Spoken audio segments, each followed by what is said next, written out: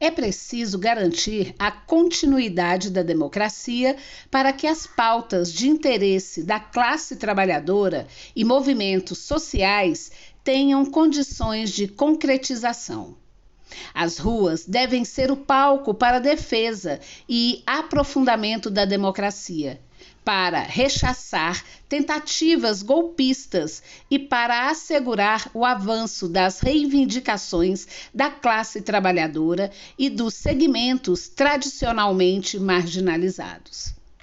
Ao longo dos últimos 6 anos, desde o golpe de 2016, a maioria dos trabalhadores dos setores público e privado, apesar das lutas, viu os direitos historicamente conquistados serem retirados e os salários reduzidos. O desemprego avançou e o trabalho sofreu profunda desvalorização e precarização. Enquanto, no setor privado, os direitos previstos na consolidação das leis de trabalho foram extintos e substituídos pelos discursos do empreendedorismo uberizado no setor público. Avançou o processo de terceirização, contratação temporária precária e, com isso, a instalação da uberização dos serviços públicos.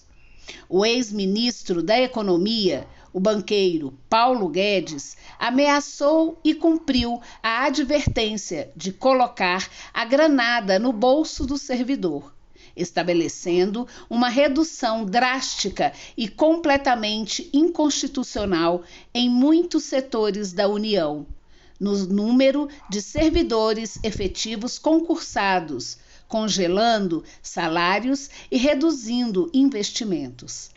A dinâmica do fascismo na política e na cultura foi adotada na economia com a prática neoliberal da pilhagem, expoliação, usurpação e todo tipo de apropriação indevida e criminosa do patrimônio e riquezas nacionais em todos os setores. Daí que, assim como Guedes, o ex-ministro do Meio Ambiente, Ricardo Salles, em plena pandemia do novo coronavírus, diante da morte evitável de milhares de indivíduos, acelerou o desmatamento da Amazônia e de outras regiões do país, ricas em minerais preciosos, e liberou o garimpo ilegal, fazendo a boiada passar desapercebida, destruindo tudo ao seu redor. Além desses ministros, as ações dos ministros da Educação, focadas na criminalização de profissionais do magistério por conta da liberdade de cátedra, a falta de maiores investimentos durante a pandemia e o contingenciamento de recursos já reduzidos foram as principais marcas das atitudes dos 4 ministros indicados por Bolsonaro. Na saúde, milhares de mortes evitáveis de Covid-19 foi o principal resultado da gestão do ex-ministro da Saúde, general Eduardo Pazuello, o que demonstra o descaso do governo anterior em relação à vida. Era o governo da morte, o extermínio planejado do povo Yanomami, é a prova cabal desse projeto de destruição do outro. Enfim, o governo passado, em praticamente todos os ministérios, deixou um legado de destruição, mortes, incompetência e usurpação das riquezas, patrimônios e recursos financeiros públicos. Transformaram o poder executivo em balcão de negócios ilegais.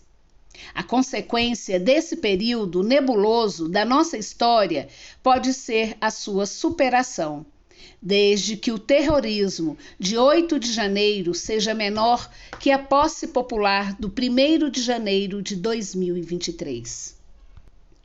Assim, é necessário que a sociedade civil, na qual a classe trabalhadora está inserida, tenha disposição para repudiar e enfrentar qualquer ataque à democracia e à subtração de direitos trabalhistas, sociais e humanos. E volte a valorizar o direito à vida e à empatia. O governo Lula foi eleito e precisará se articular com um grupo que a maioria pensa de forma ideológica contrária ao pensamento do Partido dos Trabalhadores, que vai da esquerda à direita do espectro partidário nacional. Esse cenário impõe a compreensão de que, no governo Lula, o projeto de sociedade estará em constante disputa. É um governo com contradições explícitas de interesses entre os diversos segmentos sociais.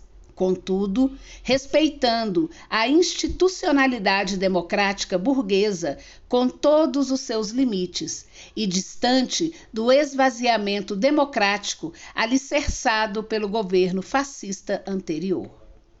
No cenário atual de contradições, a classe trabalhadora precisa estar atenta, organizada e com disposição para ocupar as ruas, as narrativas e redes sociais para construir uma pauta que contemple trabalhadores e fazer prevalecer os interesses de todos, e não somente dos setores atrasados, escravagistas, conservadores e capitalistas.